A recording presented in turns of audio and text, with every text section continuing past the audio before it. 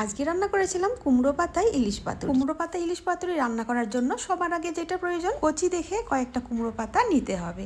আর কুমড়ো পাতায় যে শিরগুলো রয়েছে সেই শিরগুলো তুলে ফেলতে হবে। কুমড়ো পাতা যত কচি হবে খেতে তত টেস্টি হবে। নমস্কার বন্ধুরা, আজকে আমি রান্না করব কুমড়ো পাতায় মোড়া ইলিশ পাতুরি।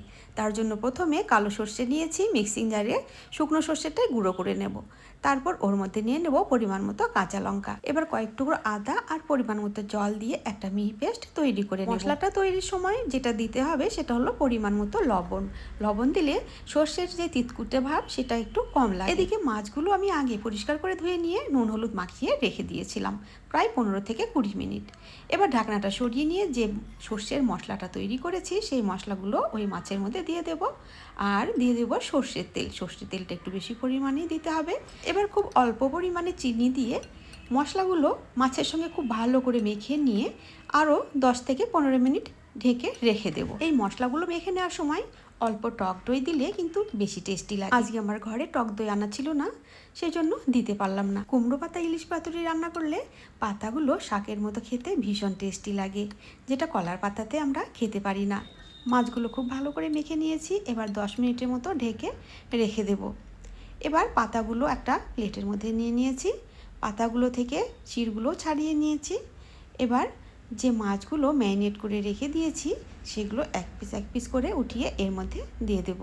মাছগুলো দোকান থেকেই কেটে আনা ছিল, জন্য পিসগুলো সুবিধা মতো হয়নি। গোটা মাছ এনে বাড়িতে রিং করে কেটে নিলে এই পাতুরিগুলো রান্না করতে বেশ সুবিধা হয় আর খেতেও বেশ ভালো লাগে। তবে যেমন পিস ছিল ঠিক সেরকমভাবেই রান্না করেছি আর খেতেও ভীষণ টেস্টি হয়েছিল। সব মাছগুলো মশলা মেখে পাতা দিয়ে মুড়িয়ে সুতো দিয়ে বেঁধে নিয়েছি। এবার কড়াইয়ে বেশ খানিকটা তেল দিয়ে দিয়েছি। এবার পাতায় মোড়া মাছগুলো কড়াইয়ের তেলের মধ্যে একটা একটা করে দিয়ে দেব। এবার যে মিক্সিং জারে মশলা করেছি সেই মিক্সিং জারে কিন্তু কিছু মশলা লেগেও রয়েছে। এবার ওর মধ্যে দিয়ে দেব জল আর উপর থেকে অল্প করে ঢেলে দেব এই পাতায় মোড়া মাছগুলোর মধ্যে। তাতে মাছগুলো বেশ সুসিদ্ধ হবে আর খেতেও ভালো লাগবে। শুধু তেল দিয়ে ভেজেও রান্না করা যায়, তবে মাছগুলোর ভেতরে একটু কাঁচা থাকার সম্ভাবনা থাকে। আর এই রেসিপিতে রান্না করলে মাছগুলো একদমই কাঁচা থাকবে না। এবার লো ফ্লেমে 15 থেকে 20 মিনিট রান্না করে নেওয়ার পর মাছগুলো নামিয়ে নিয়েছি। এবার গরম ভাতের সঙ্গে পরিবেশন করব। তো এই রেসিপিটা আপনাদের কেমন লাগলো অবশ্যই জানাবেন। আর যদি ভালো লেগে থাকে অবশ্যই একটা লাইক করার অনুরোধ রইল। এই দিয়ে আজকে আমরা দুপুরের খাবারটা সেরে নিয়েছিলাম। এই রেসিপিতে রান্না করলে এই কুমড়ো শাকটা খেতে ভীষণ টেস্টি লাগে। এই ছিল আজকে আমার কুমড়ো পাতায় মোড়া ইলিশ মাছের পাতুরির রেসিপি। আপনাদের কেমন লাগলো অবশ্যই জানাবেন। আর আমার রেসিপি দেখার জন্য আপনাদের জানাই অনেক ধন্যবাদ।